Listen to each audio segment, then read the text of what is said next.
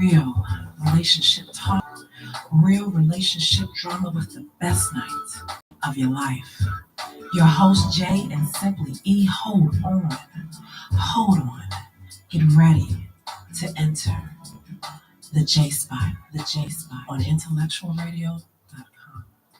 Good evening, good evening, good evening, and welcome to the best night of your life. Woo!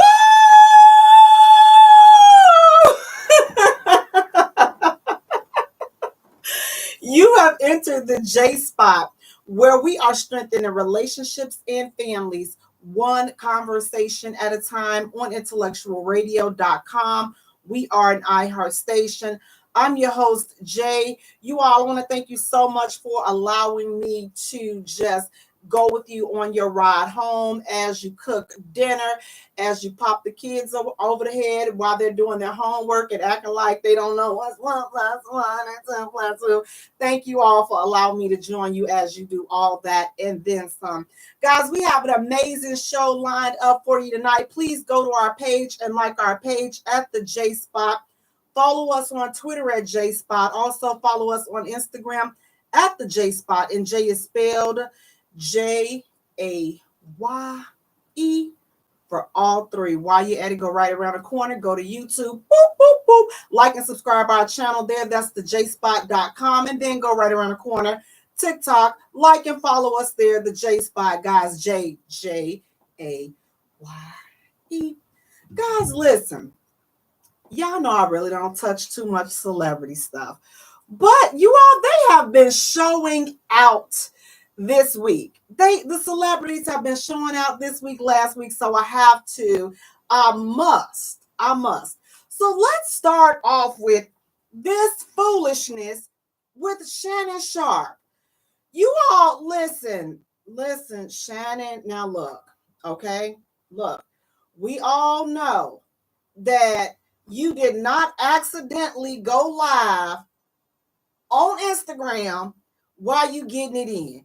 See, listen, look, just go ahead. First, his team tried to say, oh, it was a leak and this and that. And then he came back on and he said, you know what? Let me retract that statement. Let me recant that statement. It was not a leak. You all, I come to you as graciously as I can, because we all grown folk here, right? We all grown folk up in here. Now, I know you all respect me, and I made a big mistake. I was slinging that schlong dong, and I made a mistake. Opened up the Instagram live app. Then I scrolled down and I hit the live button by accident while I was 3 strokes deep in Miss Baby Girl right here. I made a mistake and did that. And I want you to all please forgive me from the bottom of my raggedy, pathetic heart. I want you all to please forgive me. Amen. Shannon Sharpe. Listen, Shannon, look, save all that. You would have been better off doing a tape like Mimi and doggone it, Mimi and her little dude did off of the Atlanta Housewives a few years ago. Or better yet, you would have been better off doing an infamous tape like Ray J, and it just so happened to, blow Kim up. Really didn't do too much for him. But nevertheless, you got winners and losers in all situations. But this story that he concocted, you all, I'm going to say, let's be mad at Shannon Sharpe because he think we stupid. He think y'all as his fans are stupid, So you all should be mad at Shannon. Listen, it's some stuff floating out there, Shannon, he dip in a couple of other things and it ain't really always women, so it's been said that that's the reason why. Now listen, I don't start no gossip, so you ain't heard that from me. I'm just, trying to clarify a few things because I did not understand what Brother Shannon was doing, because as you see, when he conducts his interviews on his show, he's very thorough in everything that he does. So how can you be so thorough, but then you just so happen to make a huge mistake while you trying to get up in baby girl guts? So I really don't understand. Hey Cedric, how you doing? Hey Pretty Tasha. So I don't understand. But you all let me know what you think. Do you think that it was an accident? Do you think that Shannon was just in it? Whose is it? Say my name. Whose is it? Ow, baby. And then he just make a mistake, go to Instagram and go live. Like, first of all, Shannon, listen. Let me just say how bad that makes you look. Is your sex that whack that you got time to think about? You got time to pick the phone up? You what are you doing? Like, you got the phone up? I don't understand. Were you supposed to mistakenly be responding to an email while you get it in, and then you just so happen to end up on Instagram? Shannon, we have questions.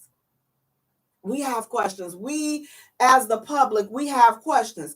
Simply because you getting on here and you lying to us. And we, listen, we the internet community, okay? We the internet community. Some of us are going to go and try it. Like, I was in the shower and I was like, now let me see how this Shannon make a mistake and go live on Instagram. And let me see, how do he make it? Like, I didn't make that same mistake. Or y'all would have saw lopsided boobies up on your internet screen. Y'all would have saw them like, dang, Jay. Now, this breast, sometimes, listen, when you're in that 30 plus age group, sometimes it's too much calcium, it's too much cholesterol, you just bloated, just all kinds of stuff be going on. And sometimes one might get a little bigger than other. And when you got a good bra on, y'all ain't gonna notice it. But had I made a mistake and went live while I was up in the shower on Instagram, y'all have been like, dang, I hope I would have got a couple of little stars or gifts. But nevertheless, I was trying to figure out, Shannon, with all due respect, listen, with all due respect, we was trying to figure out how you make a mistake and go live. You would have been better off sticking with the story that somebody from your team accidentally post that video. You would have been better off with that doggone live. But again, that's just me.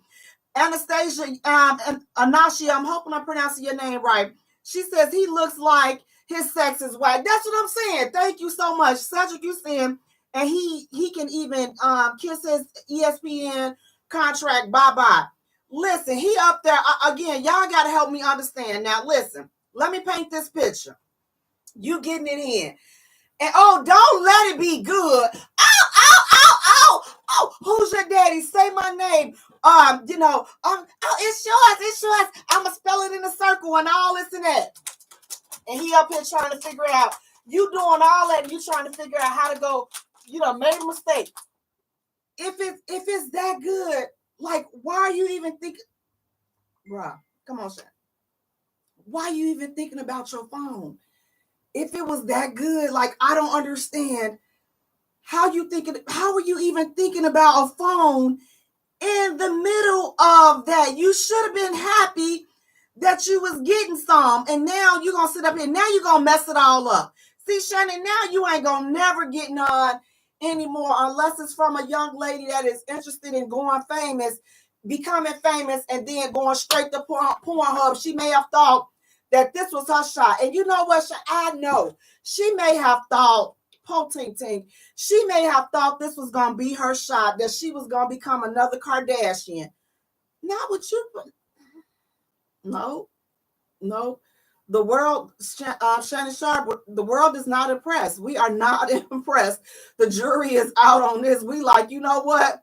We want our money back. If we had paid to see that on Pornhub, I would be emailing them, dear Pornhub executives, can you give me my money back? Because this ish was whack. Okay. This was some bull junkie. Again, at least have it set up like a professional production and then lie and act like, get all the good angles. We've had some creative lies to come out of Tinseltown regarding these allegedly leaked sex tapes and performances. But baby, it wasn't no sex tape. He went live. Live, I tell you.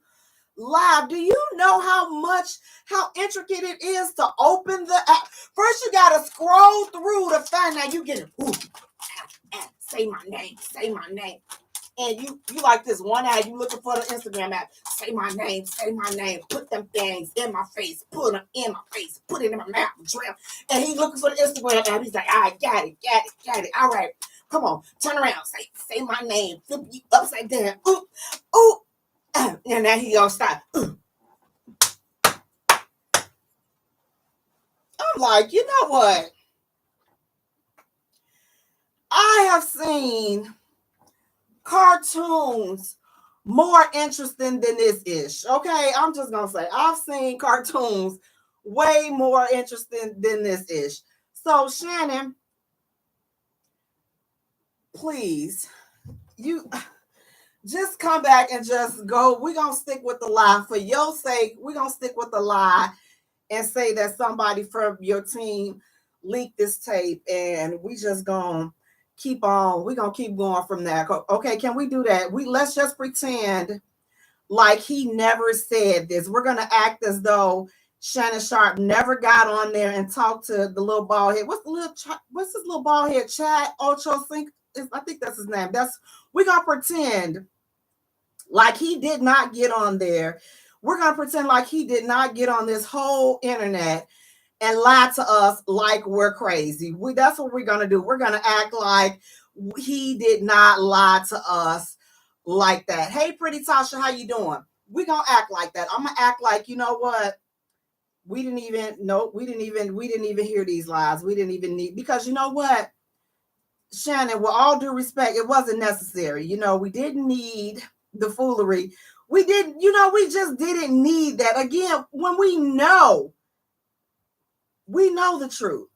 As I said, you probably would have been better off. I would have said, you know what, he would have been better off just sticking with the fact that, you know what, somebody from my team leaked this ish, and that's my story, and I'm going to stick to it.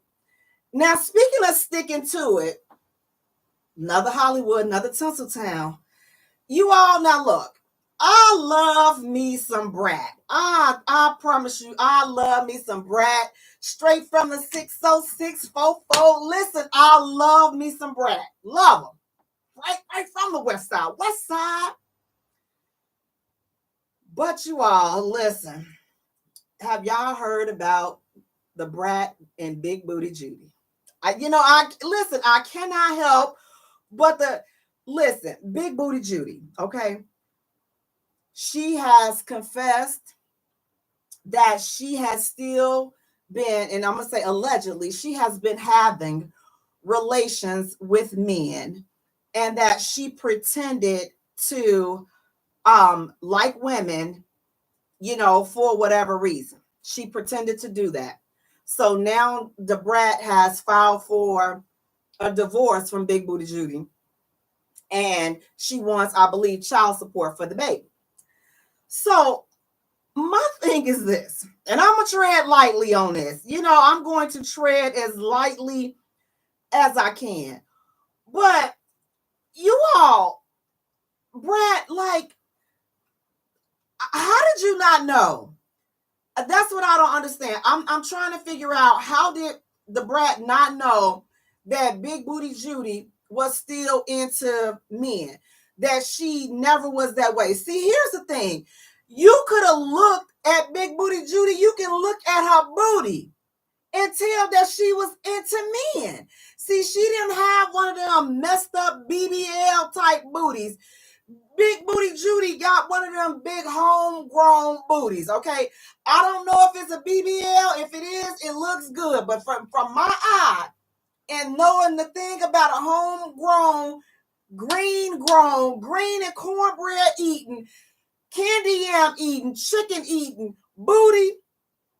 Big Booty Judy got one of those booties. She don't have your average, today, the new people. She don't have one of them new people booty. So I don't understand, Brad, with all due respect, I'm going to tread lightly, but I don't understand, how did you not think that Big Booty Judy was going to still be into some schlong dongs? See, you got to understand that the way this chick is stacked, dudes coming at Big Booty Judy left and right. Brett, I love you, but like when you look at Big Booty Judy, I don't understand. Like, how did you think that you were going to be able to keep Big Booty Judy? I just don't know. Like, you not only would you have the competition from the women, okay, got it, but the way that booty is shaped, listen, that is a booty of all booties. You listen, when y'all go out, I know that they looking at that thing, that Georgia peach just go up and down, up and down. Listen, look, okay? So I'm just saying, Brad, I think it was a little premature and unrealistic of you to think that Big Booty Judy was not going to be out there backing that thing up on some men. I just think now, like I said, okay, I just think that it's hard to, accept and just say, you know what, man, it's going, no, you cannot.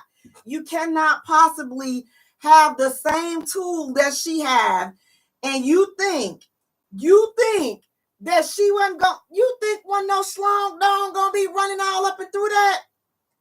I don't understand. When I saw her, the first time I saw her pitch, I was like, oh yeah, no, Big Booty Judy. Listen, Big Booty Judy is the truth, baby. Big Booty, and she ain't being truthful over here with the brat. She's just not being truthful. Big Booty Judy is still messing with these schlong dongs. You could tell the way Big Booty Judy walked that she was still messing with the schlong dong. So I'm just gonna say it. You can tell by the way she walked. She was into the schlong dongs, and there was nothing that the brat, respectfully, you can do. Like, there's nothing that you would be able to do about that. Like, she is into, Brad, listen, I hope that everything works out for you. But I'm going to just say, from the next time, get you one of them chicks that got a bad BBL. The too many dudes are really not going to be checking for them. Like, because it's lopsided, it moved, like it's hard, it's dented. But like, you cannot get somebody like a Big Booty Judy and then think that, like and I know you may feel masculine and all, but it's something about that schlong dong that, listen, that will have women out they mind. And you can Big Booty Judy looks like she sits back, get the binoculars, and she can't wait for great jogging suit season. She can't wait for great jogging pants season. I'm sorry. We all saw it in her. Cedric, you're saying she got her name on the birth certificate too, so to die out the game. Listen, look, however that legal part may play out, I just hope that everything works out in the best interest of the baby. But what I have to, just kind of zero in on is the fact that, how did you think Big Booty Judy was, how you think Big Booty Judy was like? I think, Brad, we all saw it, but you probably like the only one. And I said from here, like right here. I think you're the only one that didn't see that Big Booty Judy was still after them schlong dongs. I think, and I'm sorry, but like I said, never have met the lady, but just looking at how that booty shaped, I already knew Big Booty Judy. Listen, affectionately, Big Booty Judy was not with she was not, look, he compares with them schlong, them them jogging pants, and that thing that schlong dong just up. You think Big Booty Judy ain't looking? You think she ain't going? You think Big Booty Judy ain't been tossed back a time or two? You think she ain't? You think she wasn't still bagging that thing? Man, look at that booty. I know that's probably what attracted you to it. That booty. But what I'm saying is, like, probably next time the BBL booty would probably be a little bit safer booty because because at this point, no, that's still, the schlong dong is still coming after that one. I'm sorry if you see that the chick that you with and the schlong dongs is still coming after them, you might want to choose another partner because at some point he gonna put that thing on and then she gonna make a mistake like Big Booty Judy. Now I believe that Big Booty Judy made a mistake. I believe she made a mistake and fell on a schlong dong or two while she was married to the brat. I do think that she just made a mistake. She tripped over the baby's bottle and fell on a schlong dong. She just, so y'all got to forgive her for that because it was definitely a mistake. Now, Cedric, you're saying a bust down. Cedric, I don't think, listen, you saw that booty. You see that booty. You know that booty wasn't going to stay with you. Listen, that booty was still up. That booty was still up for grabs for men. I'm sorry. That booty was saying, I am still available. That booty was, listen, it walked and the men looking like, yeah, I can hit that. You sure can, sir. You sure can. And guess what? They did. But as I said, I believe that she made a mistake. Big Booty Judy made a mistake and fell on that schlong dong. I really, really do. I really think that she made a mistake. Pretty Tasha is saying, yeah, it was said all over social media that her and Judy's marriage is ending. And again, I mean, look, not wishing no heartbreak on anybody. That's not what I'm talking about. Not, trivializing her heartache and pain. What I'm saying and what I'm trivializing is if you look at Judy's booty, Big Booty Judy, you already know that booty was not settling down. That was not a settling down to a woman's booty. That's a booty that was still, listen, I'm still out here. Listen, I'm willing to make a mistake. I can trip over the baby's bottom, pacifier, or anything, and I will make a mistake and fall on a schlong dong. And that's my story, and I am sticking to it. Mr. Hayes, Mr. Winfrey, he's saying it's going after the brat too. I don't listen. What's going after the brat?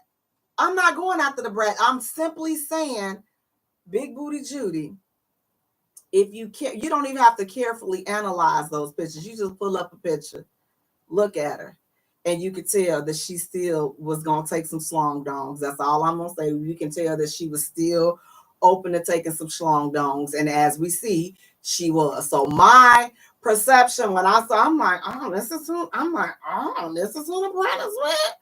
I'm like, oh, this is going to be interesting. Because I'm like, you can look and tell. Not calling Big Booty Judy a bust down or any of that. I'm not saying that. Not saying that whatsoever. What I'm saying is, by the shape and how that booty was, you can already tell that booty was not giving up the schlong dong. You could tell that booty was going to be tampering with some schlong dongs. It's like, and not even that she was going after it, but they were coming after it. Listen, that booty and that schlong, baby, she put on them little dresses and them pants. You can't tell me them guys wasn't coming after her. Rat you or not, them dudes pushing up on that booty. I'm sorry. I have seen how guys behave when they see a booty that just mesmerized them. They don't care who's there. Okay? They don't care who's there. They see a booty and that booty just going up and down, baby. They could have been talking to their wife, talking to the kids, and that booty come by, and they just, listen, they just stop. They froze in time. And that's the kind of booty that Big Booty Judy got. And we can't, so I'm sorry. I hope that everything work out. But yeah, no, we're not gonna be doing that. I'm sorry though, Brad. Hey Mark, how you doing? You're saying booty do look good. That's what I'm saying. Even as a straight woman, I'm like, now I know good. I sat up there.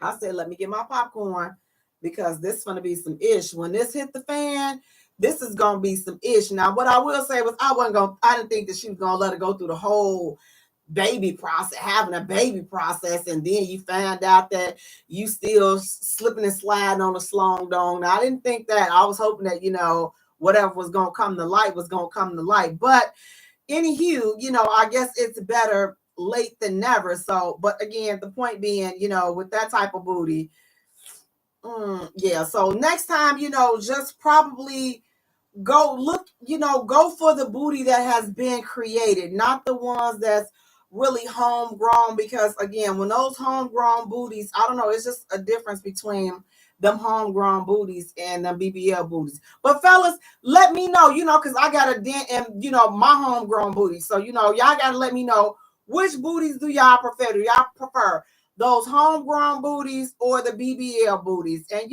listen, no disrespect to the women that get in the BBL booties, but, again, there is just a difference in the booty, that homegrown booty versus that, cosmetic booty is two different, it's two different things. Cedric, you're saying it was her ex she was getting down with. Oh, see, it was.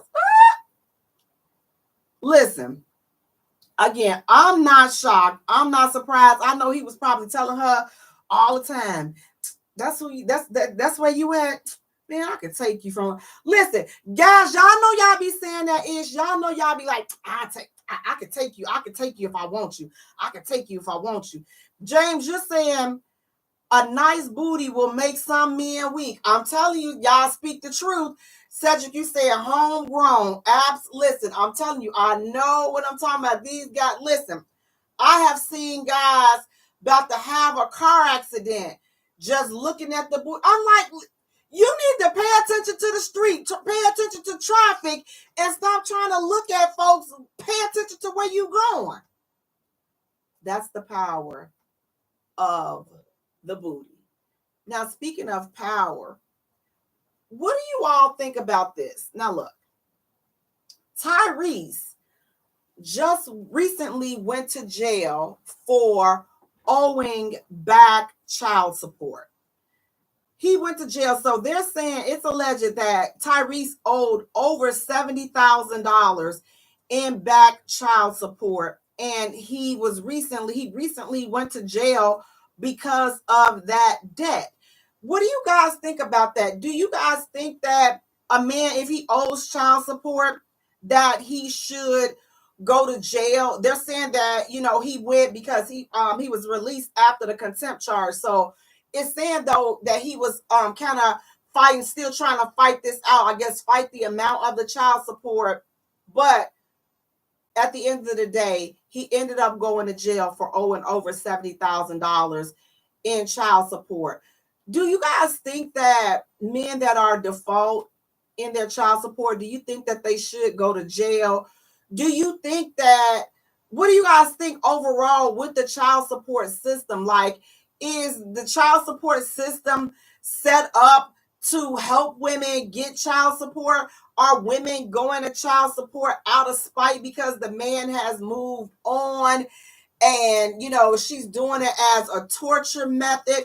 Or, what, is it right? Like, man, Jay, child support is definitely needed. Like, definitely needed. So what are your thoughts on that? Mark, you're saying child support is terrible. Why is child support? Explain why is child support terrible. Cedric is saying negative. Why is it negative? So if you're in favor of child support, why? If you think it's something negative or it's something bad, tell us why do you think that it's a bad thing. Now, my thing is this. I look at it both ways. As, look, it can be a good thing because some dudes need to be put on child support because they are not doing the right thing. It's just like, okay, I'm not going to chase you. I shouldn't have to chase you to take care of your responsibility.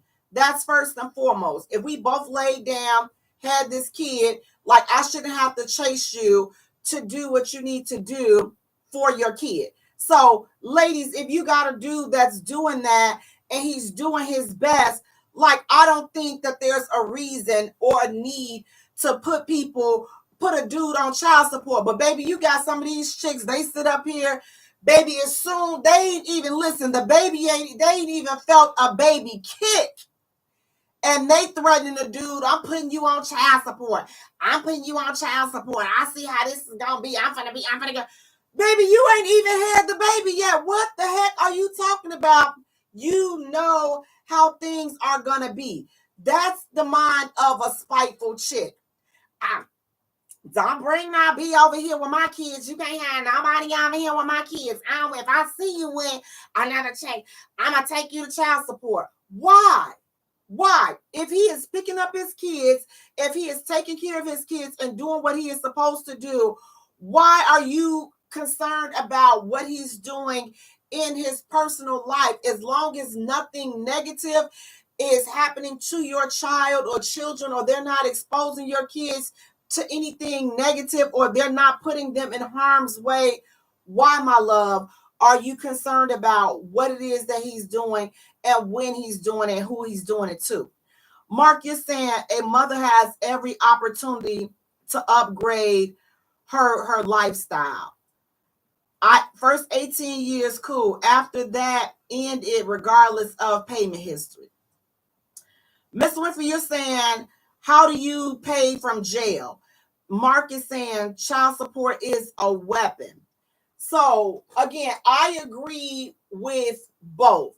I don't think that, first of all, I'm with you, Mr. Winfrey. I don't think that men that owe back child support, I don't think that they should be put in jail, because again, like you just said, how do you pay child support from jail? First of all, and then you're not doing anything but messing up this dude's record. He could have a perfectly clear record, and then he goes to jail for child support. Now that's on his record. Now he can't get a job. Now he will no longer be able to climb this raggedy rigged corporate ladder as it already is. It's already hard to climb.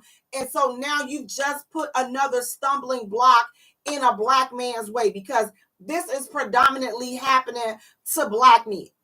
This is a beef between black men and black women, and the court system is sitting there. They the instigator. They like, yep, go ahead on, take him to court, take him to court. First of all, y'all don't have enough jobs out there. You don't have enough good paying jobs out there for them to get a job. You already know that. You already know that y'all making it hard for them to get a job. And here's the thing. I don't want to hear nobody saying, Jada, I be trying to justify that. Listen, I'm not justifying ish. It's real. Look at the stats. Look at these jobs. Look at the people in your family. Look at the people you know. And you'll tell that this is real. Ain't nobody just making up no ish or trying to pacify. No, I'm not.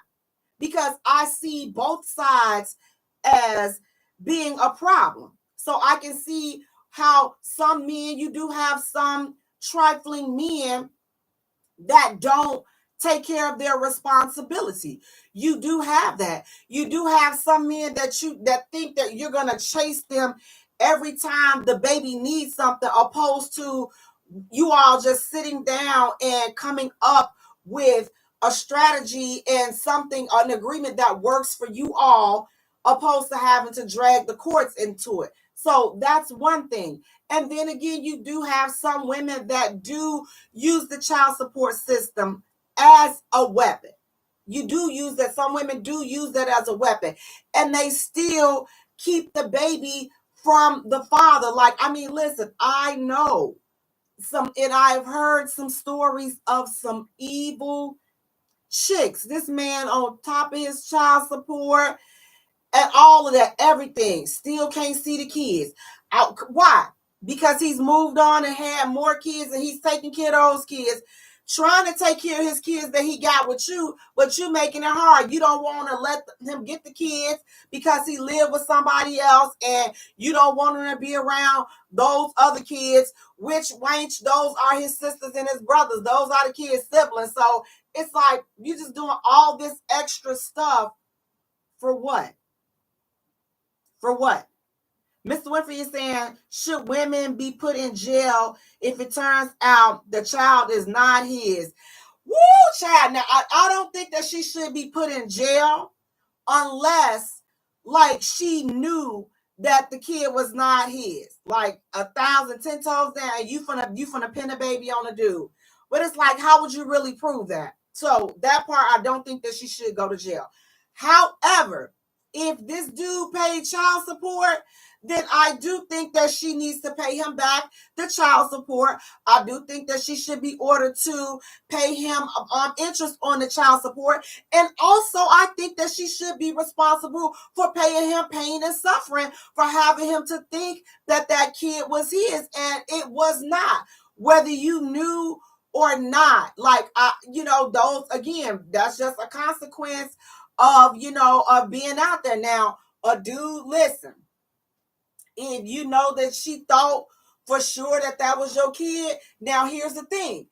Y'all can't be wanting a woman to give you grace, but then you not gonna give grace. See, it don't make sense to me. So if you want there to be some grace from the women, then why can't we expect men to give the same type of grace? So I'm gonna just keep my opinion to myself on that one, because we like to get holier than thou with a lot of things. So, like, if it's the men, because it's happening for the men a lot, she need to forgive that, he 18, and she forgive that back child support, forgive that. But then you find out that the kid ain't yours, and he's like, okay, well, you know what? I want my child support back, which I'm on board with that. Should she have to pay the interest? Yep, I think so too. Should she have to pay pain and suffering? I would say pain and suffering would be a case by case situation. Like, if you know that she done went and tampered with some issues, she was doing all this, manipulative stuff, pain and suffering. But if she flat out, oh my God, I thought it was your baby, then I would spread a little grace and bypass the pain and suffering. But that child support refund, run me my money. Run me my money. But here's the thing: when you get to situations like that, it's so much bigger now at that point than money. It's so much bigger because you have an innocent child that has been led to believe that this man is his father. So it's like, okay, at this point, it's bigger than money. It's bigger than, the issues that the adults are about to fight and hash it out with. It's bigger than that. When are we going to stop and take a look at and consider what we're putting the kids through? James, you're saying, I know a woman that never paid child support. The man has custody and he never got a dime. Shame on him. He should have took her to child support court. Cedric, you're saying, yikes. Like I said, negative. Cedric is saying, I was giving my second son's mother $1,500 a month, and she still took me to child support court. Now, that right there is what I call, that could be a spiteful woman. That sounds a little bit spiteful, to be given $1,500 and you still take a brother to child support court. I don't know about that, sis. You probably, I don't know now. Daryl, you're saying there should be a DNA test upon request for anybody being asked to put your name on a birth certificate. I agree. I can definitely agree with that. I'm sorry, Daryl. I can definitely agree with that. That a DNA test, especially in today's day and time, it's like, gosh, it's like, listen, people have listened, and they was reckless with the pocketbook back then too. They was reckless with the pocketbook. So I'm gonna say, but it's like, woo, it's a free for all with this hoo-ha, baby. They giving this hoo-ha up. Listen, to the highest bidder. $40 can get you some hoo-ha. $20, listen, give them, listen, take them on a little trip, or take them down to the club. That'll get you some hoo-ha too. So, listen, gotta be careful out there in these streets. Cedric is saying, so not only was I providing his needs financially, I pretty much was paying that. Oh, yes, he was like, he was pretty much paying that her mortgage too. Negative. Yeah, Cedric, you was hitting out. Listen, you was paying. Listen, you was paying that thing right there. I'm gonna tell you that 1,500. Listen, I don't know. Most brothers would have been like, "Ooh, child, let me just knock this chick upside her head and give her amnesia or something so she can remember who her real baby daddy is." But again, I think that there are definitely a lot of flaws in the child support system. I don't think that men should go to jail. I don't care what financial bracket they are in. I don't care how much they owe. I don't think that putting them in jail should be an option because I don't understand how does that help? How does putting a father in jail that owes for child support, I don't understand how does putting this man in jail, I don't understand how does that help. How does that help him? First of all, pay the child support. I mean, what I guess is that a scare tactic to make them call and squeeze a child support payment out of somewhere where they really didn't have it. Like now they gotta call family members to borrow money from them, so that they can, get out of jail. I mean, that's not fair because like now you're putting all these extra people involved in this, which is not really, what I'm saying, it's not really necessary. So it's just like it's kind of unfair. So I would say definitely let's scratch that going to jail as being an option, for child support that are in that's in default, the arrearages and things like that. Now, do I think that the arrearages should be forgiven?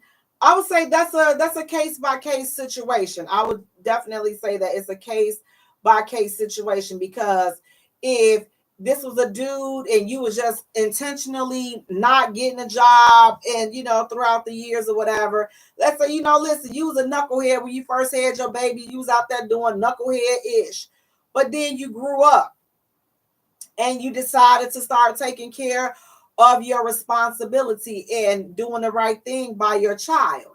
But now in your knucklehead years, you got this arrearage. So would I forgive the arrearages? I would.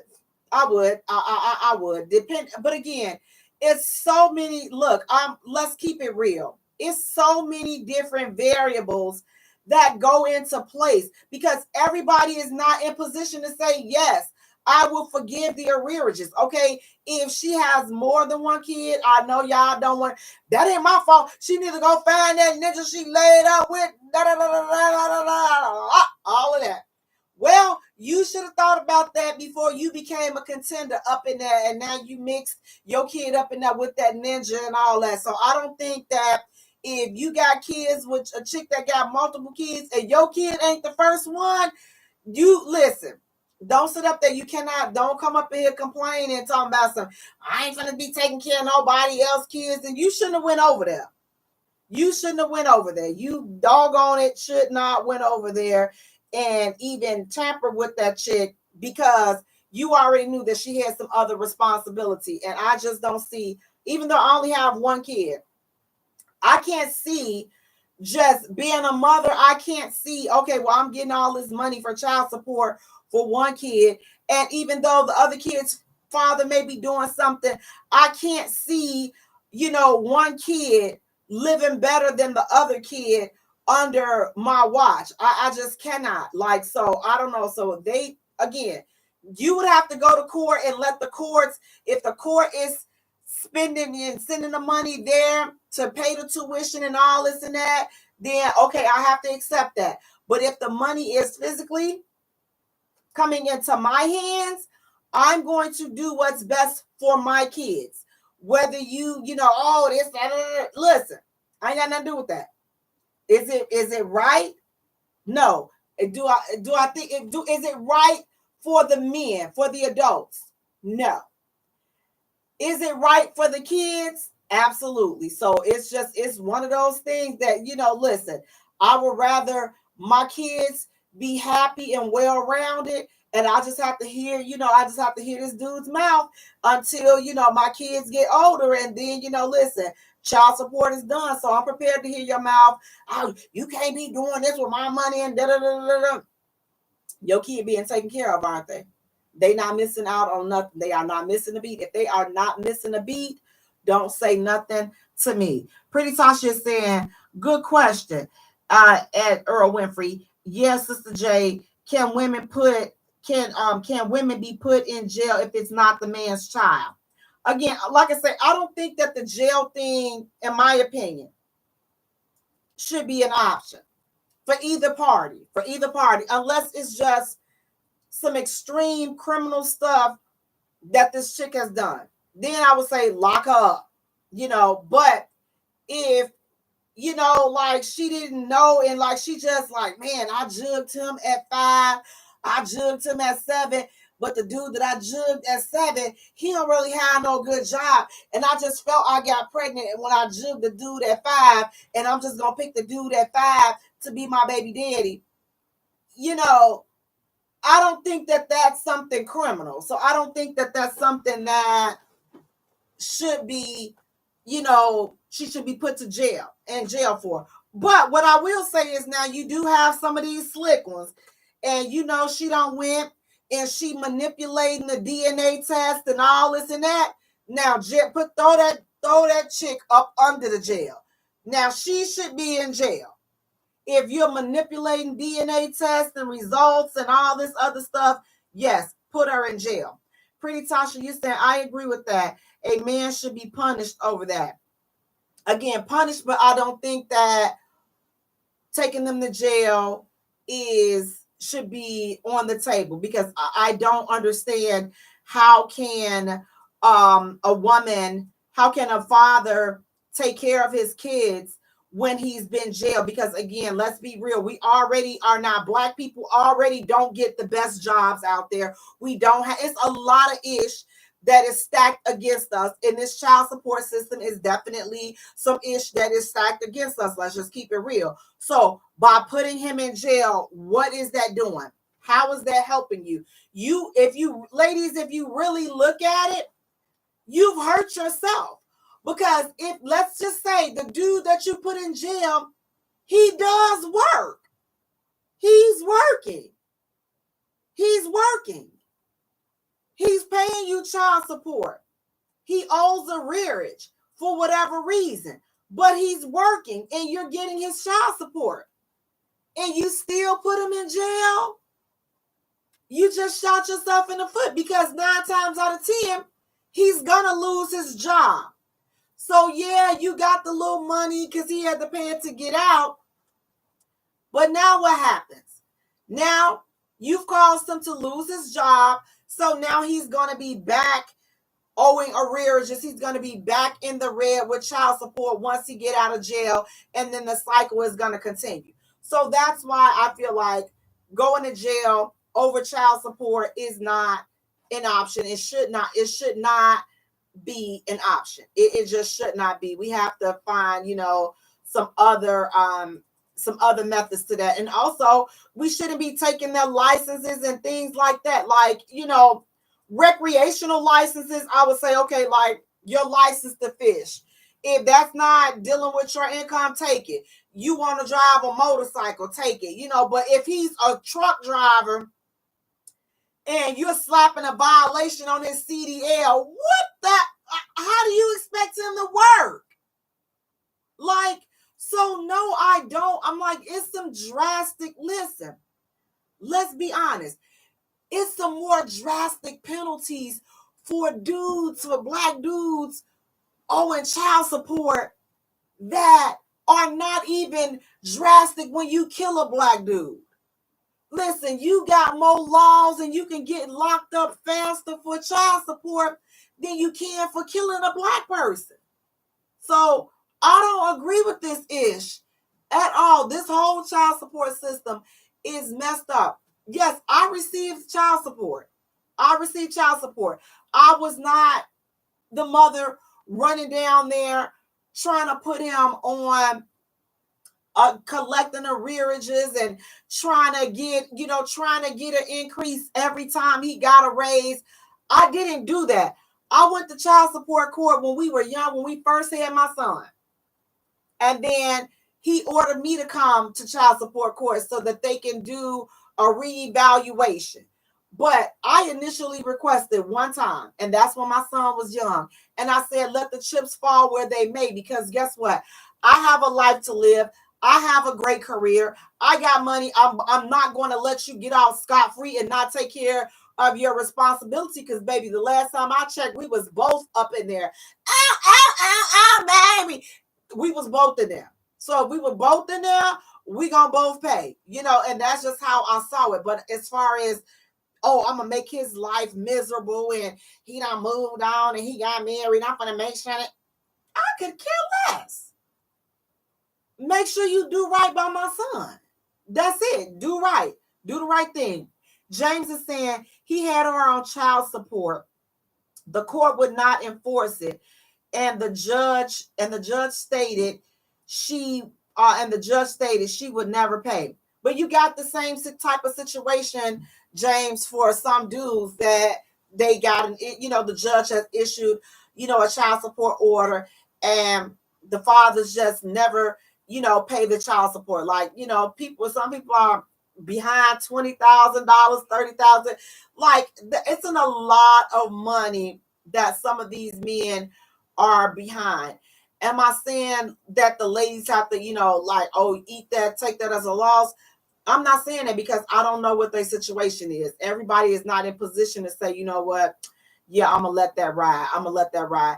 That's a case-by-case situation. But what I am saying is, I don't think that a man should be put in jail for owing back child support. I don't think that he should be put in jail for anything child support related. Cedric, you're saying the son I'm talking about is the one I referred to. Okay. All right. I got you, Cedric. Daryl is saying, I was made to pay $13,000 in, hold on one second. Hold on. Y'all comments come too fast. I was made to pay $13,000. Hold on. I'm sorry. Hold on. I was made to pay $13,000 in child support. I was made to pay $13,000 in arrearages because I paid her the money via checks. Even though I took proof to the state, it does not count if it does not go through the state. They had an 11K tax return for the money that I paid them. The system is totally bogus. I totally agree. Tony is saying this system is bogus. Listen, fellas, this is one thing that you got my 100% agreement on. Support. This system is messed up. It's designed to keep Black women and Black men at each other's throats. It's definitely designed to do that. So what would I say to a young man that may be facing an issue with child support? What I would say is, you know what? Go and put yourself on child support if you can. If you cannot reason with the young lady, then I would say put yourself on child support. Now, what I would say is, if you are able to reason with the young lady, you got to always cover your behind. So I would say do everything in writing. Say it's child support. Like, I would have an agreement, drawn up between us. I would have an attorney look it over. I would have it notarized. I would have her sign it. I sign it, just so that in the event that she decided, oh, you know what? I don't like his girlfriend. I don't want my baby around. Whatever. Listen, because we just wake up one day and we have an attitude about whatever, and now you trying to ruin this brother's life when y'all had an agreement at first, and now you wait 6 years down the line, because when you go to court, the court is going to say, oh, well, no, you never paid child support. It never came through the system, so, it doesn't count. But at least if you have done the legwork and tried to get some type of paperwork incorporated, then that should do the trick. But what I will say, consult with an attorney in your state, because each state, the laws differ for child support. So definitely consult an attorney. Listen, we got money for Jordans and all this other stuff. You can pay an attorney $500 to give you some legal advice, and then you got to do the legwork for yourself from there. But listen, do the legwork. You know how to get these subscriptions to Pornhub and all this other ish. Do the legwork. But I will say, definitely consult a professional attorney, because again, each law, the child support laws differ from state to state. So guys, listen, we're going to take a short musical break. And when we return, we have more hot topics to get into. Stay tuned. You don't want to miss it. You're listening to the Jaye Spot, where we're strengthening relationships and families, one conversation at a time. Yeah, guys, this child support ish, baby. Hey, Mama. Hey, how you doing? Hello. Oh, how you doing? Good in here. How you? Yeah, but guys, this child support. Yeah. You know, listen. Okay, so we gotta adjust. Woo-hoo. Okay, that was good today. Thank goodness. Okay, so I'm gonna see. You have good energy, exactly what I need. You're walking my life, you place the joy I was need. I'm around what I feel for you. But I'm God, I'm loving you. Said it's easy, it's easy to love, easy to love. Said it's easy. I'm trying to adjust these cameras, yeah. Just do it a little bit. Turn it a little bit.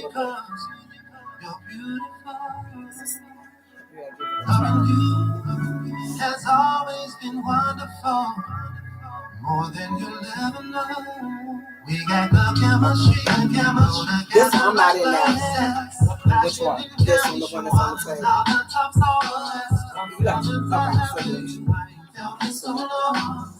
we share together, baby. The bond is so strong. It's no facade on what I feel for you. But yeah, guys, I mean, like, this child support system is redonkulous, like ridiculous. Like, it is absolutely not a good situation to have to deal with. But I say, listen, one step at a time. But jail is definitely not an option. Jail should not be an option for child support at all, in my opinion.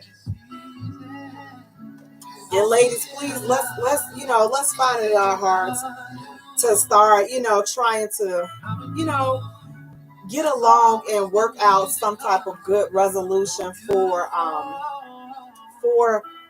the kids. Everything should be about the kids as much as possible, if we could, be on one accord for that. No, what I do? Sorry. But we definitely have to, we definitely got to do better. Hey, Luan, how you doing? Welcome back to the Jaye Spot, where we are strengthening relationships and families, one conversation at a time. Guys, I want to thank you all so much for tuning in. Please do me a favor, go to our page and like our page at the Jaye Spot. Follow us on Twitter at Jaye Spot. Also follow us on Instagram at the Jaye Spot. And Jay is spelled Jaye for all three. While you at it, go right around the corner. Boop, boop, boop. Like and subscribe our YouTube channel. That's the JayeSpotRadio.com. And then go to TikTok. Like and follow us there. The Jaye Spot, Jaye. Turn on the notification bells for all platforms.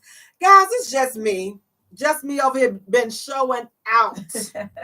Listen, I got Mr. Winfrey in the comments like, what in the world is she up in what? Yeah, see what happens? See, yeah, that's how you do it. But guys, listen, sitting next to me, we have esthetician Chandler. They coming, y'all. Mother of a group of cool dudes. Hey, fellas. And a little lady. Hey, girl. Lady Lotus, how you doing? I'm good, gorgeous. How are you? Good. You got the freak librarian look going on today, so I'm like, yeah, okay. You gotta add a little spice in there. I see you. You gotta throw in that little educational look for them. Let them know I ain't just hood. Let me sit up. Let me get my educational. Let me try to get my educational posture on. This is the come hither hair. Come hither. I like that. Listen, you know, Touch it, pull see, it. you got to come here the hair, and I'm gonna put the whole hair on. See, next week she gonna have me put the whole hair on. Next week I'm gonna come up in here with the porn, and the hooker. You know, I'm not. Hey. We taking something out with a bang. Yes, we are. Right. Bang, bang, bang. But guys, listen, thank you so much for tuning in. Listen, now look, our next hot topic. Oh Lord, why some of us like this? Why some of us like this? We have been talking about big booty Judy and real booties and things of that, that nature. But I want to talk about this because this is something that's really serious that is starting to become, kind of an issue. Ladies, please, if you cannot afford to go to a licensed facility, please stop going to these chop shops for these surgeries and for these butt fillers and lip fillers and all this and that.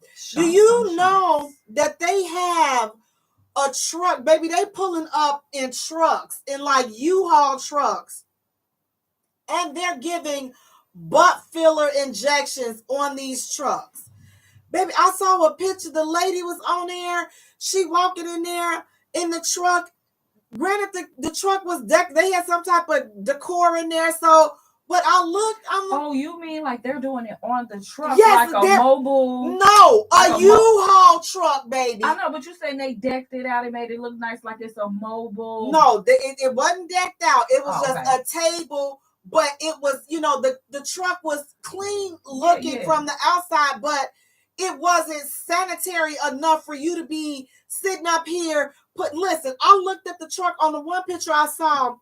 I didn't see not a sink the first, okay? So you just touching everybody's booty and, there's no sink. I didn't see any hand sanitizer. I didn't see anything but a table and these chicks. I didn't even see any Lysol for you to this is all from the picture. And I'm just like, man, have we gotten that ain't it? No, I'm sure.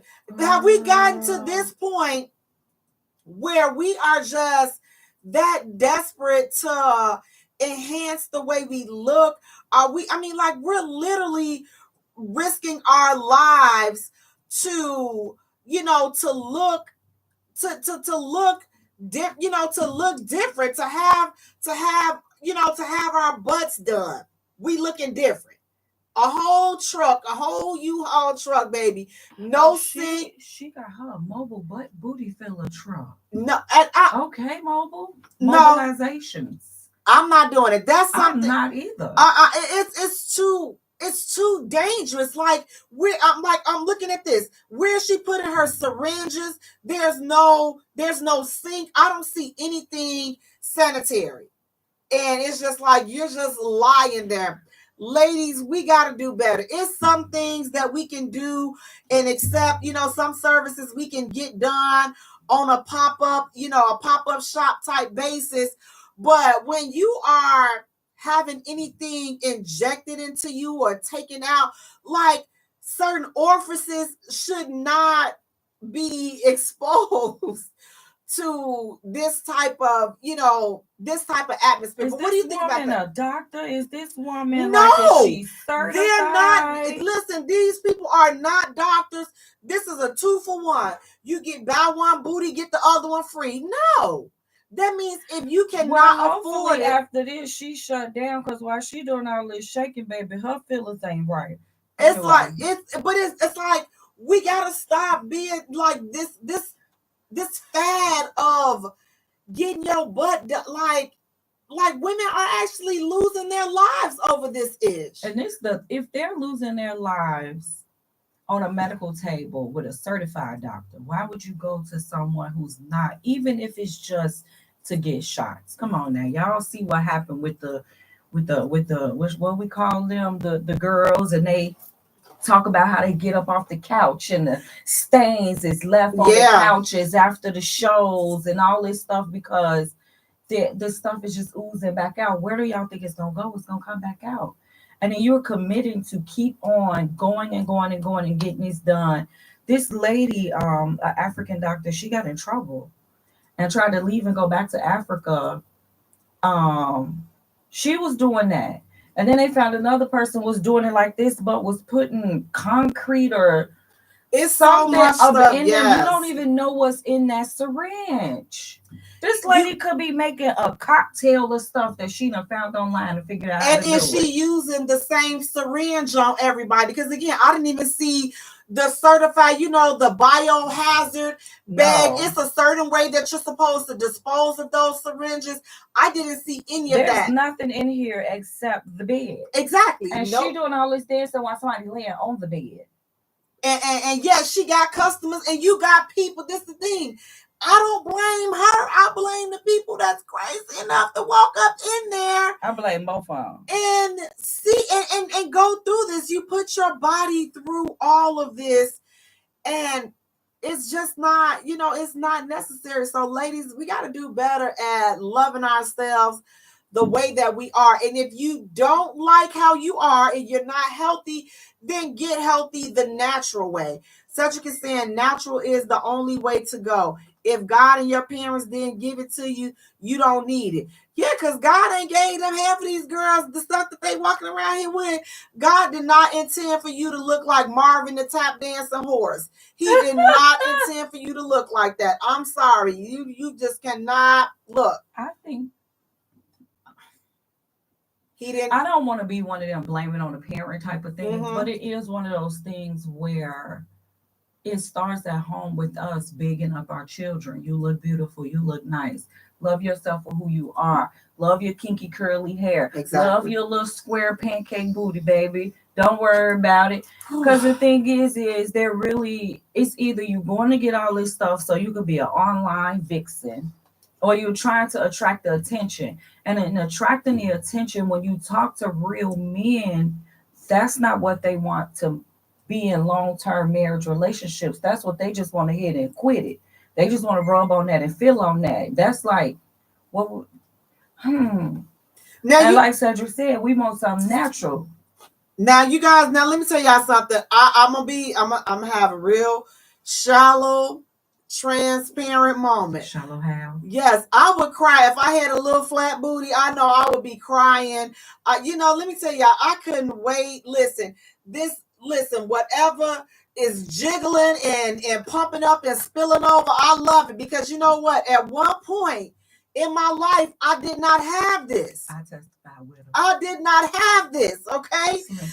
Yes, Chestless LaRue. I will never forget that. Listen, I got called all kinds of names. Can y'all believe Bada Bing and Bada Bang did not used to be here, baby? And Bada Bing and Bada Bang. This is just, this is my weight gain, though. This is where it all comes. This is that COVID weight, right? I mean, that C19, that's that weight right there. Still come. Have you ever, so I have women in my family, like, my mama was like a size 2 or 3. Mm-hmm. My mother didn't have no chest, no bum, no none of that. My mama thick like cornbread now. Little short, thick, little self. Man. The same thing with me. It's either, getting older seems to bring a little bit of more than what you had when you were younger. Right. It seems like the mid-30s, the body starts to fill out for, I don't know if it's for everyone. Well, man don't owe me nothing. I'm like, yes, thank you. Got a little junk now. I got a little push. Now I can tell you, I can give a little bit. I can give a little bit away. I can give a little bada bang away. So and we can, and it don't hurt you back. No, it don't hurt my back. But you know what? I can serve them up on, but I can give a little bit, I can give a little bit back. So, we working on giving a little bit back, but we going to work on that naturally. You got to get in there, start doing some push-ups and some doggone, whatever, working on your core, doing some planks and all that other ish. Yeah. But there are extra, and then listen, pushing back the plate. Okay. No, because if you're trying to get thick like cornbread, I'm gonna be honest with you, you need the mayo. You need the mayonnaise. The mayonnaise goes straight to your hips, y'all. I'm talking about the ones that's trying to lose some stuff that, you got to work out. And listen, I don't know how to get it in all the right places. I just don't. You just got to go in there and just start eating on some soul food. And I guess it'll come. What you got to do? I'm telling you, it's the mayo. I did it. I went to Subway, baby. I got so much extra mayonnaise on that sandwich. And then you put your little waist trainer on. You know what I'm saying? You got to do work. Well, Lady Lola said mayo. I don't know. Even after they get these surgeries and these shots, you got to maintain it. Yeah. Because if you don't, it's going to droop. You go get your stomach then. You still got to do sit-ups. You still got to dance with the hula hoop. If you don't want to work out, dance. I'm struggling with finding time for myself to do it. That's the biggest thing for me. But over the past couple of months, it's just been creating better habits, watching what I eat, trying to balance the bad food with the good food. But I love myself too much, and I'm scared of doctors. I come from a good country, Southern background, and you know them Southern parents and grandparents, we don't do doctors. At all. Listen. They will kill you in their eyes, and yes, that they sits will. on me. Yes, they will. I'm with them. I'm not. You're not cutting me, sir, ma'am. Mm-mm. So with that, we got to just stick to ladies like these BBLs and these surgeries and things like that, these fillers and all this other stuff is just like, I mean, I know it sounds fascinating and it may be, the end thing to do, but you got to ask yourself, is it worth the risk? Is it worth you risking your life, just for, superficial, a superficial gratification? Like, is it really worth doing that? Like, you are really, your life is at stake when you are sitting here going through all these challenges, going through the motion, and then you're just letting people do all of this stuff, and you're not, they're not licensed, they're not doing it in a sense. You got to go. They like, oh girl, she with her truck, she over there. She in K-Town, she off that alley right off of no. And you just go, let me go. How much she charge? Right. How much she charge? Right. Oh, I'm about to go. Cash app, 125 is non-refundable and this and that. And I'm like, as soon as your other side of your butt cheek limp down and don't limp back up, will your butt have a stroke? There's nothing you can do about it because her little mobile truck done picked up and moved to the next city or the next state. And she gone on somewhere else. You can't malpractice. Infecting somebody else. Absolutely. Because you knew she wasn't. I ain't know. You didn't know. That's what you didn't know. You saw little shorty now putting the table up and you didn't know. She came up in there with her jogging pants that got Ray on the back of them, and you didn't. They don't ask enough. I ain't gonna even say they. We don't ask enough questions. We don't dig deeper. If they not run for the deal, right? And it's like some deals are not even a deal. Again, like I say, not trying to knock nobody's hustle. I mean, if your hustle is safe and it's not, it's not something that you truly need to be licensed to do, then I would say, okay, cool, I'm down for doing it. But it's like, if you know that like this is medicine, if you cannot listen, you can give them the wrong dosage of filler and you can kill somebody. And they just jabbing in you. They don't even know your sciatica nerve, all right of that, everything. Huge nerves are in. Listen, yes. There's some important nerves that are in your butt. And it's just like, so it's too much. So we have to do better. Pretty Tasha is saying, speaking of that, I gained a lot of weight over 4 years. I need to hit the gym. Pretty Tasha, I think that we all, a lot of people have gained weight over these 4 years because it was just a whole bunch of foolishness going on, with this whole world that caused a lot of weight gain. But like I say, you just said, you got to get back on track and you got to do what makes you happy and what's going to make you healthy. Now, guys, listen, our final hot topic. This young lady, she went viral after she tweeted this, and she says that she gets her date a gift when on a first date. And it's seeming like she kind of got drugged through these internet streets. Now, I don't understand why. What type of gifts did she say what kind of gifts she giving? She let's see. I don't see where it says. Maybe she did a shot glass. Is it like a little bag of candy? She was like, she just gave a little thank you gift because she appreciates the gesture of them taking her out on a date. Okay. On a date. So she gave a little gesture. What's wrong with that? Like, I don't see what's wrong with that. that? No. I mean, but now that I've seen that she's done that, I would definitely do that now because I'm like, oh my God, that is so thoughtful.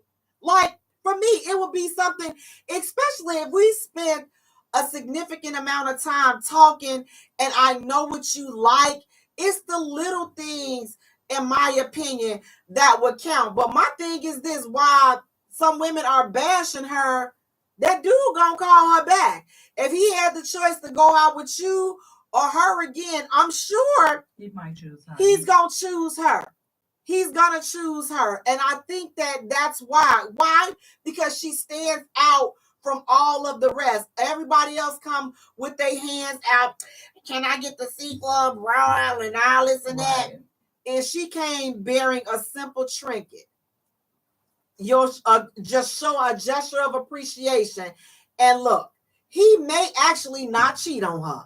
Good. You know, see, he might actually just be faithful. You know what I'm saying? He might just be faithful and do the right thing because she has done this small gesture and I did. brought him a look at. What did you do? I'm still here 9 years later. What you do? I brought him back a shot glass for my vacation. I went when we started talking to each other, I was already planning a girls trip to go to Vegas with my girls. Okay. And we basically talked the majority of the trip, but I got him a little shot glass. So when I got back from vacation, we had our first date. And I had him a little shot glass. So I was like, you know, hey, I choose something back from my vacation. Now, though he doesn't drink, he's not a drinker, he's never had a drink. That shot glass is still sitting in the window. So now, Elise, she said, I always ask him out for dinner once in a while. And that's good. I like that. Love it. And dudes love that as well. So it's just like, you know, I would have totally done that too. Like if I was talking to somebody and we hadn't been on a date yet, and I know I'm out and like the times cross, I definitely would have done something like that. I just wanted him to know, like, hey, I was thinking about you while I was gone. And I don't know, the same way women like those little small things, just because they're manly and they're all manly doesn't mean that they don't like little small gestures of love as well. Like, I was thinking about you. Exactly. And it's like, again, it's the thought, like, it's you want him to be happy just as if you want to be happy in the relationship, then you should expect that he wants to be happy in the relationship as well. So it's just like the goal is not to just, as long as I'm happy, as long as I'm happy. Both parties need to be happy in the relationship. And that's just the bottom line. So it's like once you are established in a relationship, then it's just like, for me, I believe that it's a give and take. Like we should be taking care of each other. Like it shouldn't be like one person is doing more. Like we're a team. Like we're building. It should be we're building a partnership if you're in a relationship. But it's like if you're like in a tug of war, then you may have to like kind of reevaluate ish like that. But when this young lady got whatever gift she got for these dudes for the first date, she set herself apart from everybody else. Even if you did give it up on the first night, guess what? She still set herself apart from you. Whether you gave it up or not, you would have been better off just giving him a little cigar or something that maybe he might like. Because I bet you he sat there and said, nobody has ever done yes, this before. Yes. It's just like that resume. That resume got to stand up. Yep. You can't just send your resume in. You got to call. That's right. You got to call. Hey, thank you. I email after my interviews. Everything. That name got to stand out. So she definitely...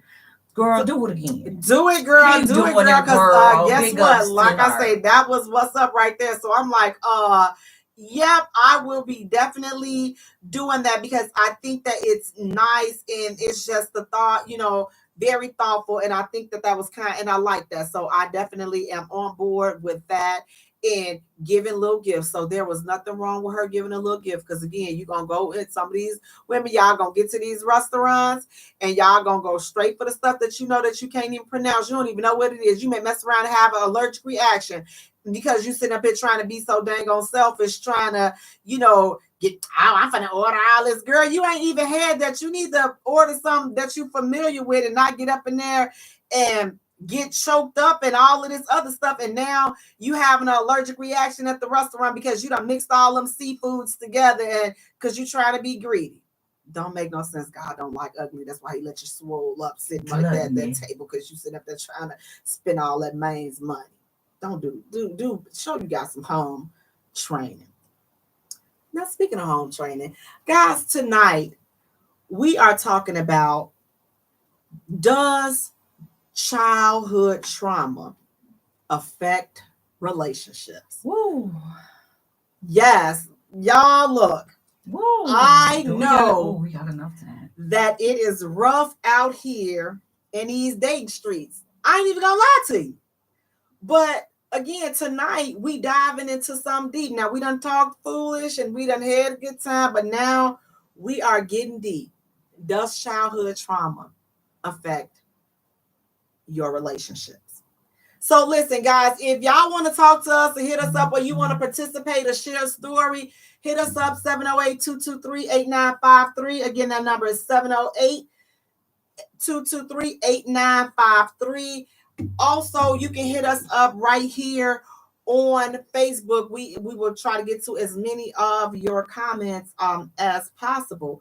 But when you think about your childhood and trauma, we got to be honest. We've all been through some ish. Some of us have been through more ish than other people, but we've been through some ish. And according to an online source, about 60% of adults report experiencing some form of childhood trauma. Maybe your parents broke up or got divorced. Maybe you felt neglected. Maybe you were physically, mentally, or even sexually abused, or have faced other challenges. With those things right there is so much to unpack. So much. So when we're talking about childhood trauma, what are some other things that I may have not mentioned that people can experience in their childhood, and then it can show up again in their adulthood? Abandonment issues with anyone in my life. My mama left me. Sexual abuse, being, women or boys being molested, getting yelled at and screamed at, never having money. It's so deep. It's so deep. Never receiving love from your parents. Even on a positive note, being spoiled and overly loved by your parents and by everybody. And you come into relationships feeling entitled and feeling like you got to give me everything because my daddy gave me everything or my mama did this. You got to keep up with them. It's deep.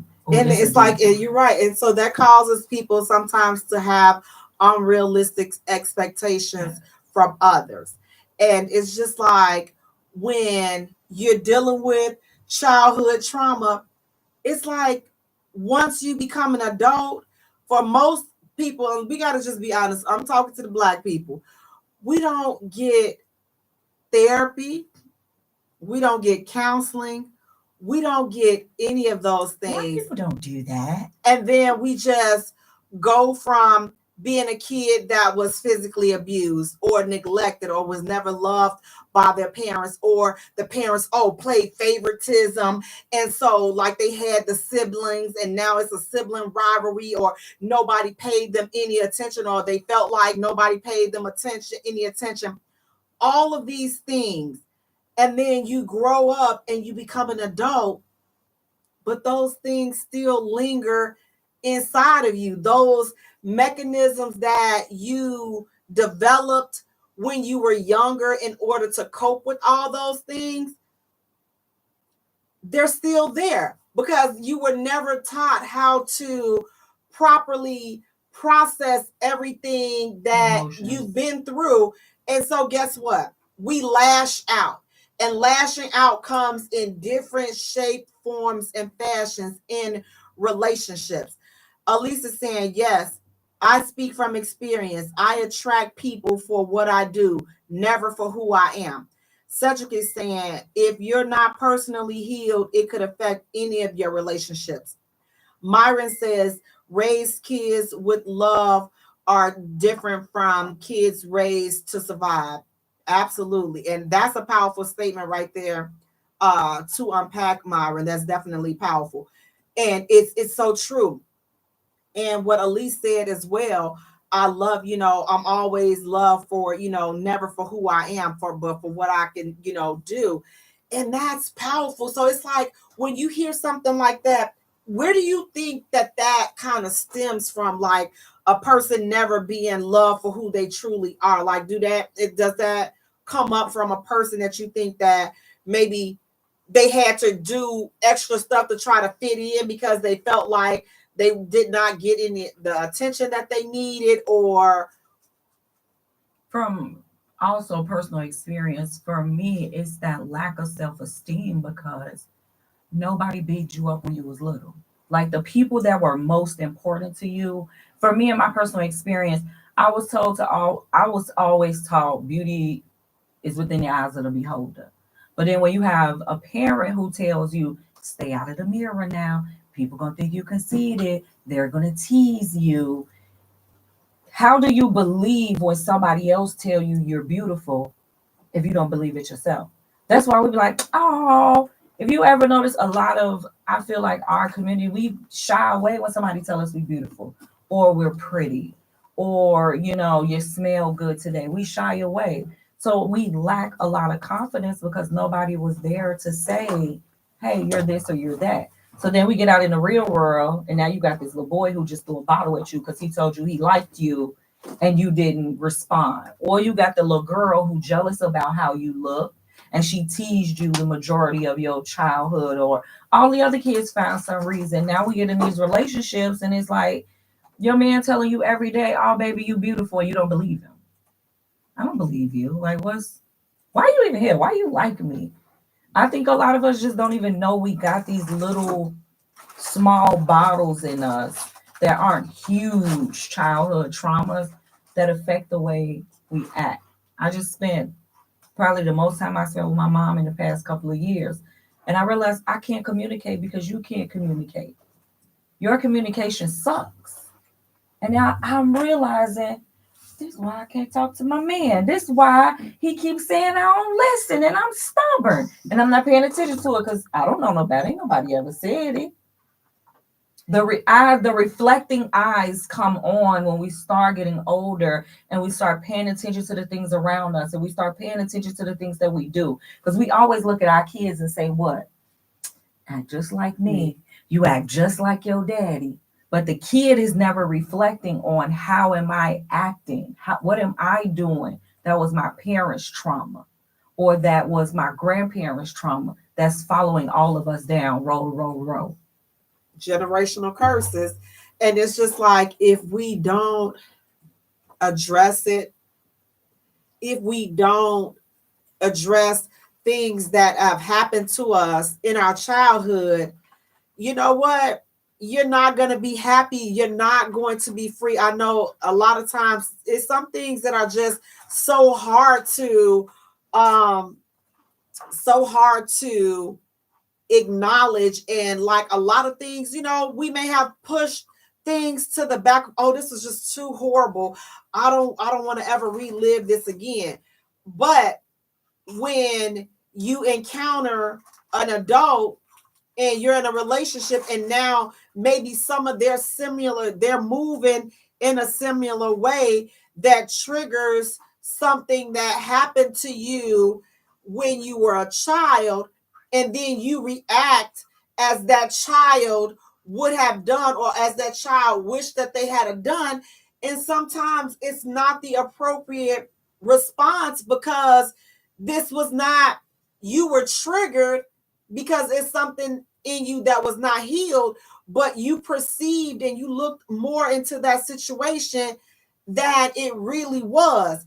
And it's like if you find yourself always going off the handle over some stuff, if the same issues keep arising relationship after relationship, and it's the same. You had the same problem here, the same problem, the same problem, the same problem, but it's different dudes. You gotta at some point, or it's different women. You gotta at some point sit back and say, you know what? Maybe it's me. Maybe it's something that I'm missing, something that I gotta address, something that I gotta fix in order for me to move on and be healthy and be happy. It's something missing. It's something that I have to address. And listen, dealing with this ish is not easy. It's not easy. And I'm not saying go and express it, to everybody that you're dating. But I will say, talk to a therapist. I will say that. Because here's the thing. If childhood trauma remains unresolved, it can and will continue to affect us in various ways and in various aspects in our lives, especially our relationships and our marriages. Now, here are a few things that could happen and we could experience if childhood trauma goes unaddressed. So the first thing is trust issues. People with unresolved trauma often struggle to trust others. You might find yourself suspicious of your partner's actions or intentions, even if there's no reason. He stayed out late. His phone was off because he was at the gym and he didn't answer. Baby, and you blew his phone up. Now, mind you, he told you in the morning that he was going to the gym after work and that his phone was going to be off. He told you this. But you had a long day, you getting the kids ready and all this and that, and it totally slipped your mind. You don't slip her mind. Her cuckoo settled in early, and she told herself early, he lying, and I'm going to call him later, and he better answer. He didn't, and cuckoo for Cocoa Puffs went off. And baby, you took it. You had the biggest argument with this man. And then if you got you a dude that will show you that he was wrong, that you wrong, he gonna pull up his Planet Fitness account and he gonna show you where he stepped his little thing in, and he gonna look at you. Oh, baby, now if you working hard in that gym, you know he done took some pictures. You know he done went in front of that mirror and hit that infamous pose. She's gonna get this. You're not slobbing on Bob. You're not doing nothing. You don't. Just do not. I'm sorry. Do not. Because what I'm gonna do is I'm gonna write a little post-it note. And I'm gonna say, go see Dr. Shawinski. That's what you need to do, because your crazy keep popping up. Or he's sitting up here. You told him you was going out with the girls and y'all going out, and now y'all got y'all little theme, y'all little theme on, y'all are all white on, and he like, why you gotta dress like that? Y'all all looking cute and everything. The outfit is tastefully done. It ain't nothing, all crazy, but now that you all are in a relationship and you're married, now he just wants you to dress like old maid. You can't be cute anymore like you used to. Again, it's tastefully done. It ain't nothing that all this and out, all that is out. It's tastefully done. And now he about to blow a gasket. You can't go out. You always having girls. Now, every time I turn around, when am I going to get some of your time? We got plans for Saturday. Me and you going to hang out on Saturday, but me and my girls is going out on Friday. And you acting like we not going to spend Saturday and Sunday together. You go and clean off. Brother, go talk to somebody. Okay? Go talk to you a professional, because that's too much. Your trust issues. If you are with somebody, you should feel comfortable and confident that there's nothing going on. And if it is something going on and you find out there's something going on, choose how you're going to address it. I say, listen, if you're not going to leave, tread lightly. Please do. Please do. Learn to pick your battles. Please do. Because there's nothing worse than finding out somebody has cheated on you. You tear the whole house up and you still stay. Craziest thing I've ever seen and heard. I ain't seen nothing like it. You tear everything up and you still stay. I'm sorry, I'm tearing it all up, and I'm still gonna stay. Today I'm not. I learned my lesson. You do it once, you don't do it again. But I've tore up clothes, burnt. I ain't burnt nothing. But I done tore up cars, and I ain't Man, going nowhere. And the retarded thing about it was, I bought all of it. right? That's what I'm saying. I I'm just like, wasted all my that money. money. And then we gonna make up, and my retarded self is gonna go buy you some more stuff. Woo! See, that's what I'm saying. But see, that's when you call young, dumb, and full of. Yes. When you become seasoned, and like people like to say, oh, you old, you old. I don't think it's old anymore. I think it's becoming seasonal and learning, and we not right, and thinking. it's learned. I'm we're like, not thinking with that young mind anymore. and you got stuff to lose. Like, I'm not gonna sit up here and replace a whole wardrobe or refurnish a whole house. Oh, I ain't or Let me tell you refurnish a something. house If or I- whatever it is. I'm not doing all that because I got other Babe. places to put my money. Baby, let me tell you today, let me put my Louisiana on. Baby, bye. If I get put in that situation and I got to tear stuff up, I'm tearing it all up and I'm leaving. See, I'm like, I'm leaving. Listen, I haven't I been a bust the tearer windows up. out your car. It doesn't matter. I ain't scared of lions, tigers, and bears, and I ain't scared of you either. So we got Myra. He said, we do what we know and are used to until we learn and know better. Unfortunately, most of us learn late in life. And I think that, again, not only learning late in life, but you got to get help. You don't learn this stuff on your own unless you go and get professional help. I mean, some of read us, a book, though. Some of us are not going to go get professional help. And we should. Go find you some self-help books. Sit down and just learn what personal reflection is and learn to look at yourself. Like Jay said earlier, if you keep going through the same situations over and over again, it's time to sit down and take some little reflection time and say, wow, these people keep saying the same thing or the same things. Like, why do I keep breaking up? Why do my relationships keep failing? It can't be just them. What is it about me? And really sit down and take a toll and stop. Ellis said something very awesome. I hope I said that right. Ellis Curry. Uh-huh. I admit that my son communicates to me more because I acknowledge that my cookie cutter actions that reflect my parents. Scary. Now I strive for the best of my parents instead of the worst parts of my parents.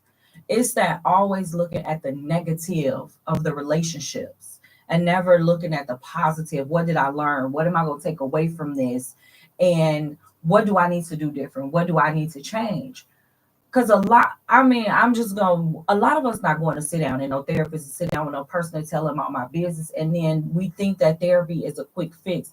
And therapy could be a year or 2 years. Exactly. And people don't have money for therapy all the time. And insurance, they trying since COVID now. It seems like they are putting mental health in the top. But start the process with some self-reflection. You have to of who I am, who my parents are. What in my childhood did I hate so much? But see, the reason why, and I agree, it could be a good place to start, but we need somebody that's going to help us to sort that out and hold us accountable for our actions. We can sit and read anything and internalize it, and still in reading things, we can justify our actions. So until we still have another person, being able to give us some feedback and kind of looking at something a different way, we're still, in my opinion, like you still got to get that other person, another person involved. And maybe it's, maybe a good pastor, somebody that's not, biased, somebody that is, experienced, but somebody that you trust, that can hear you out, and that also they're gonna be honest with you. Yeah. Because the part of healing is sometimes we're gonna hear things that we don't want to hear. They're gonna tell, they have to be okay with, I'm gonna tell you something that you might not like. You may not want to hear it, but guess what? It's going to be for your own good that I'm telling you this. And you got to have somebody that is going to be able to stand firm and do that. And that's why I say, a psychologist, somebody, a counselor, somebody that will be able to do that. But as long as you got people pacifying you and they're scared to say something to you, you're never going to be healed, because all your foolishness is never going to be exposed. And if it's never exposed, then you're never going to be able to get to the root of what's causing you to act and behave in the ways that you behave. Like the next thing is the fear of intimacy. Trauma, especially from neglect or abandonment, can make it difficult to get close to others. You might keep emotional distance to protect yourself from being hurt again, which can lead to a cycle of shallow or unfulfilling relationships. And when I tell you, when I say I can identify that, like, man, I've gotten to the point and I'm working on that. I will cut you. It will be so, I can cut you off like so fast and just, I can treat you, whatever you giving me, I can give it back to you. If you being close and you cuddly, I'm close and cuddly. If you push me, I'm gonna stay gone. That's the issue that I have, which I feel like we labeled it. It's called matching energy. Right. We gave it a positive thing. I'm just matching energy. But and that's crazy. In matching energy, it's not healthy. It's and not. I've realized that it's like if you're not coming on to me, then why should I come on to you? But in reality, all we're doing is protecting ourselves from a hurt that we're already seeing coming because of past hurts. So if I'm not jumping in 100, if I'm not giving you my all, then I'm not going to get hurt. I could just say, I'm giving you what you give me. But in being honest, that don't work either. It doesn't. Because I done matched energy. I done gave somebody and still went a little bit above and beyond and turned around and the relationship still didn't work out. And then I'm not even being myself. And then being in a awesome relationship, I don't even know what to do now. I don't even know how to act because of all the trauma that I caused on myself of how I was behaving in past relationships, realizing I wasn't even being myself. I'm not even being true to me because I'm worried about what somebody like, what they don't like. Am I going to make you mad? Is you going to yell at me? Are you going to do this or are you going to do that? And again, that was self-reflection. I didn't really per se have to go sit with somebody to figure that out. It's like that self-reflection. But I did have to do the therapy. So that still, right. It was trauma. It wasn't trauma therapy. It was grief therapy. But what I learned in grief therapy has still helped a little bit with the trauma stuff. But that reflection of just sitting down and saying, dude, something wrong with you. You're not perfect. Little Miss Capricorn, you ain't got it all figured out. You know what? You're very aggressive and you need to bring it down. And the thing is, and that was something key too, Lady Lotus, is definitely the self-reflection. But again, how many people so now after we self-reflected, some people, we get so comfortable in our self-reflection stage. That's just how I am. And so you mean it's him. So because again, your bad attitude and your bad behavior. So you self-reflected, you know that you're a butthole, but you're because you've acknowledged that, but you justify it. So you still need somebody to help you because you think that you got it all figured out because you acknowledge that you're a butthole.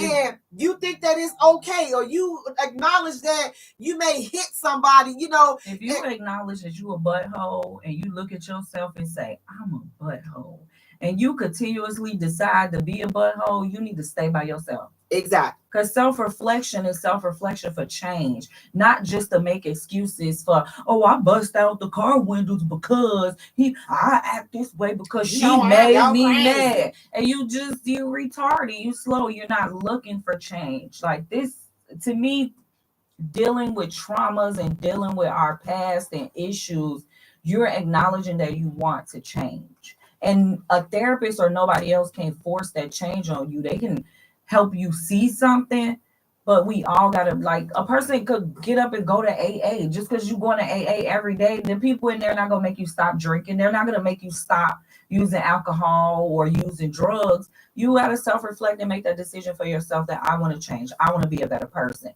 Now, if you're looking in the mirror at yourself and you're saying, hey, I like who I am, y'all might not like it, but I like who I am, then that means as people, we gotta step back and say, hey, this person like who they is. I'm Cedric is stepping back. saying, know thyself. Elise is saying, is it not possible for whatever you consume in your body is what comes out of your body? I mean, it depends on everything that we consume, whatever comes in definitely It's coming back out. comes out. But we want to go on to the next one. So we got emotional reactivity. Unresolved trauma can trigger heightened emotional responses to in situations that it may not warrant. You might end up overreacting to situations because they remind you, even subconsciously, of past trauma. The next one is low self-esteem or self-worth. Trauma can leave lasting feelings of inadequacy or unworthiness. This can manifest as accepting less than you deserve in relationships. You sabotage relationships because you feel like, man, she too good for me. He too good for me. I don't deserve them. Then you go messing things up. Or you don't believe that you deserve to be loved. Those are things that can be avoided, like those kind of feelings and traits and actions. If you just talk to somebody, they can help you work that thing out. Again, you're not going to go in and see Dr. Shawinski on Monday and be cured by Friday. You're not. You got to go several times. But I think starting is going to be helpful. The next thing is difficulty expressing emotions. I still don't know how to do that. It's so hard. It's so because hard. We're always taught. Men of color are taught, don't be strong, don't be a punk, don't say how you feel, keep it to yourself. They friends sit next to them and say the same thing. And we always got to be strong. We can't be angry. We can't cry. She's emotional. She's acting this way. We're like the most confused, emotional people sometimes. But now, and we definitely are. But that's why I say, we have to start somewhere. So like you say, picking up a good self-help book may be a start. But here are a few other additional tips that could help on how to resolve childhood trauma. The first one is acknowledge the trauma. Recognize and accept that your childhood trauma is affecting you. You can't heal from what you don't confront. You cannot heal from what you don't confront. Don't downplay or minimize your experiences. They're valid, and acknowledging them is the first step towards the healing process. The next one, seek professional help. Therapy. A trained therapist, especially one who specializes in trauma, like a psychologist or a counselor trained in cognitive behavioral therapy or EMDR, can help you through the process of your processing your trauma. Trauma-informed therapy helps you understand how your past influences your present thoughts, behaviors, and feelings, and teaches you ways to manage these emotions. That's why I'm like, okay, therapy is going to be key in the healing process. The next thing, build emotional awareness. Identify your triggers. Pay attention to what situations or people bring up strong emotional reactions. Journal your feelings or talk them through with someone you trust. This helps you understand how trauma affects you day to day. So that journaling might be a good one to start with as well if you're unable to get a therapist. Forgive yourself. Many people carry guilt or shame from their trauma. Forgiving yourself is essential. Understanding what happened to you wasn't your fault and you deserve healing and peace. And the final one is be patient and be persistent. Healing from childhood trauma takes time. Some days will feel harder than others, but persistence is key. Celebrate the small victories along the way and be patient with the process. But you have to be patient, you got to be persistent, and you got to be consistent. Guys, listen, I hope this has helped somebody. But I want to thank you so much for tuning in, you all. Please do me a favor, go to our page and like our page at the Jaye Spot. Follow us on Twitter at Jaye Spot. Also follow us on Instagram at the Jaye Spot. And Jay is spelled Jaye for all three. While you're at it, go right around the corner. boop, boop, boop. Go to YouTube, like and subscribe our channel. That's the jspot.com. Then go to TikTok, like and follow us there, the Jaye Spot, Jay